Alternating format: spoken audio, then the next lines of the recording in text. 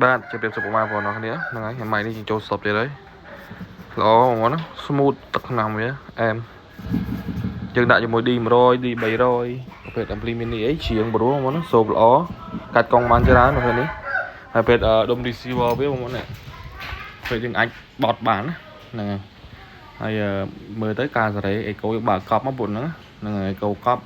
បលីមម៉ៃត្រឹម50-60ទៅបានណាស្រួយធ្ងន់អីយើងថយទៅតាមហ្នឹងទៅហ្គេមនេះបើកអស់មកឥឡូវយើងតេស្តលេងម៉ៃអស់គ្នាអល1 2 3អលអេកូស្អាតអេកូល្អសូល្អម៉ៃនេះល្អហ្នឹងហើយបងមានតម្រូវការអាចតាក់ទងបានតម្លៃវាតែ20រៀលឯងមកគ្រូ20រៀលហ្មងណាអែមហើយនេះយើងអាចម៉ៃខ្លះវាត្រង់ឆ្កុយចឹងហ៎នេះគេមើលវាឆ្កុយយ៉ាងណាអានេះយើងអាចកាច់បត់អីតាំងលក្ខណៈអីបាន